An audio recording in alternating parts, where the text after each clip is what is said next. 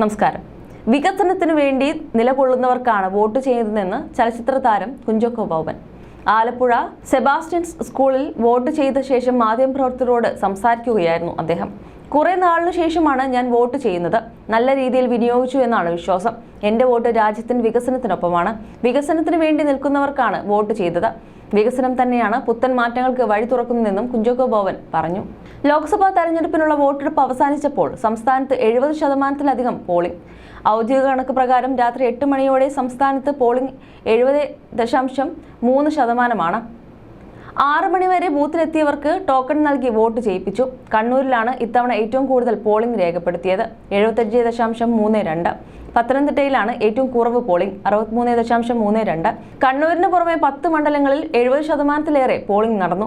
ആലപ്പുഴ 74.14, ചാലക്കുടി 71.50, തൃശൂർ 71.70, പാലക്കാട് 72.20, ആലത്തൂർ 72.12, മലപ്പുറം 71.10, കോഴിക്കോട് 72.67, വയനാട് 72.52, വടകര 72.71, കാസർഗോഡ് 73.84 മണ്ഡലങ്ങളാണ് അവ. സംസ്ഥാനത്ത് 1800 പ്രശ്നബാധിത ബൂത്തുകളാണ് ഉണ്ടായിരുന്നത്. ചിലയിടങ്ങളിൽ ചെറിയ തോതിലുള്ള സംഘർഷം ഉണ്ടായെങ്കിലും പൊതുവെ സമാധാനപരമായിരുന്നു ഇത്തവണത്തെ വോട്ടെടുപ്പ്.